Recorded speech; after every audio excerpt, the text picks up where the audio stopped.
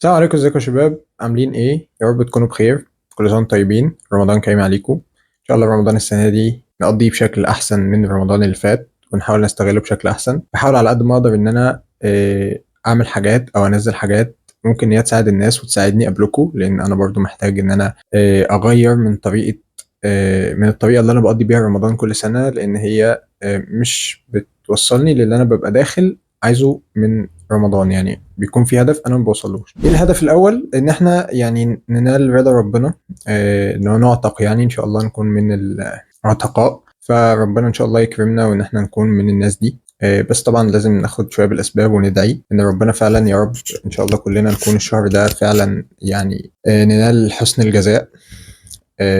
في افكار انا بحاول افكر فيها ازاي ممكن ان احنا نستغل رمضان. اول حاجه وهو ان انت يعني رمضان مميز ان احنا بنصوم. احنا يعني او هنشوف نعمل جديد، احنا بنصوم وبنصلي التراويح. طب احنا عايزين بقى، هو احنا ليه ما بنختارش الشيوخ اللي احنا نقف وراهم؟ يعني احنا ليه الجامع اللي جنب بيتنا دايما هو ده اللي احنا ننزل نصلي فيه ونتقل في الفطار وايه، وننزل على الاداء على الاقامه بتاع العشاء ونروح؟ فجالي فكره كده، هو انا ليه ما اختارش الشيوخ اللي انا بستناهم في المسجد بتاعي واروح اشوف الجوامع اللي هم بيصلوا فيها واتبعهم؟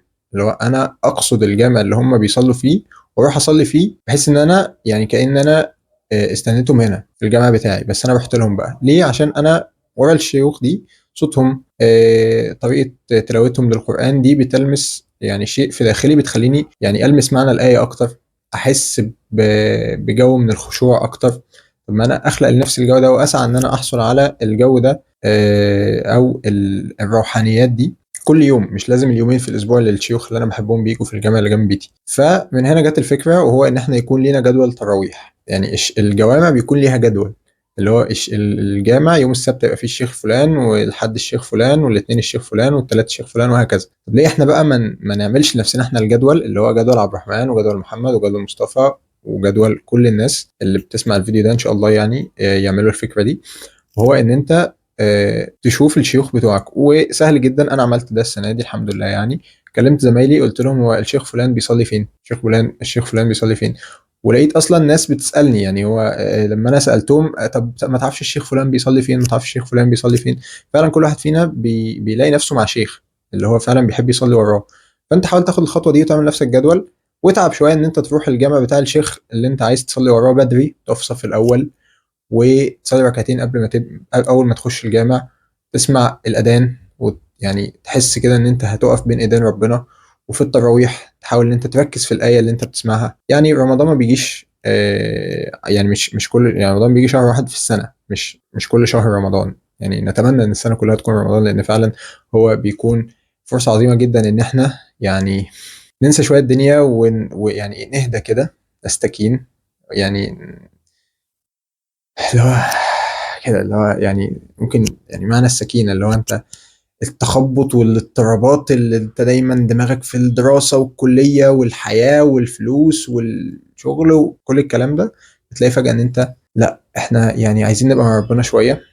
نهدى شوية على نفسنا، بجد اهدى شوية على نفسك. وبجد نعيش حالة من السكينة احنا بنكون دايما مفتقدينها، ولما بنوصل لها بنحس براحة لا توصف. نتمنى ان احنا نوصل لها. انا بحاول وانتم ان شاء الله تكونوا بتحاولوا. بحاول اعمل فكرة تانية، عايز اعمل لها فيديو لوحدها، بس هدي فكرة عنها دلوقتي. يعني وهو ان احنا هنسمع بودكاست كل يوم او هنسمع فيديو كل يوم يشجعنا ان احنا نبقى كويسين مع ربنا في رمضان. وهو ان احنا نبقى بنتعبد لربنا في رمضان بشكل احسن، او نفهم طريقة عبادة، او نفهم معنى اسم من اسماء الله الحسنى، او نفهم طريقة معينة في الصلاة، او نقرا تفسير آية. انا بعمل ده على الشانل دلوقتي، وبعمله برضه على الاكونت بتاع تيك توك، عشان يعني ايه نستبدل ده بقى بالمسلسلات والافلام. انا يعني بحاول السكرين تايم بتاعي اللي هو انا بقعد قد ايه على الموبايل يبقى قليل جدا، يبقى مخصص للايه، للحاجه اللي احنا هنسمعها دي. يعني حاول ان انت الشوائب اللي انت هتعوقك في رمضان ان انت تبقى مع ربنا يعني تخلص منها. وبجد سهل، انت شات داون للموبايل، كل سنه وأنت طيب، الموضوع خلص. هو والله العظيم بجد هو الموضوع سهل جدا.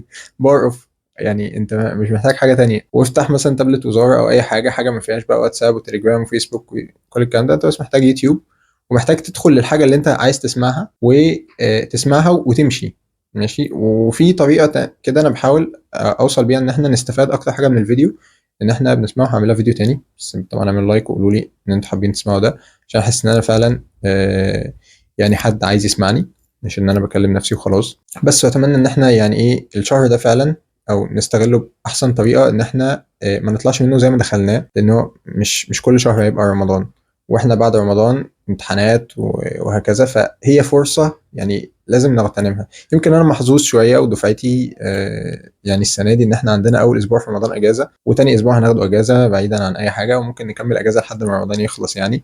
والامتحانات ما فيش امتحانات إن شاء الله في رمضان يعني السنة دي، فده يعني إنجاز بقى لي سنين نفسي يعني أو يعني منحة كده بقى لي سنين نفسي أحصل عليها، إن أنا ما يكونش عندي امتحانات في رمضان. فأيًا كان الوضع اللي أنت فيه، أنت ممكن تستغل الوضع بتاعك بأي طريقة، حتى لو هتعمل نص المجهود اللي إحنا بنفكر إن إحنا نعمله، ولو زودت يبقى أنت جامد جدًا عامةً يعني. واكتب لنا في الكومنتس بتعمل إيه، ولو حد عنده اقتراح لفيديو ممكن إن إحنا نضيفه للسلسلة اللي إحنا بننزلها كل يوم، أو عنده طريقة بيقضي بيها رمضان إن هو يعني يكون أحسن أو يحسن فيه من نفسه أو يحسن عن رمضان اللي فات، يكتب لنا يشارك النفع لزمايله وياخد ثواب كبير إن شاء الله. بس مش هطول عليكم، إن شاء الله في فيديوهات جاية هحاول إن أنا أكون بقى بكثف الشغل نظرا لإني في أجازة، مش أجازة قوي يعني، أنا راجع قريب يعني دراسة وكده. بس يعني إن شاء الله هنستغل إيه الوقت ده معاكم، ونحاول نفيد غيرنا ونفيد نفسنا في المقام الأول يعني، لأننا محتاجين طبعا الحاجات دي. بس وبالتوفيق لكم.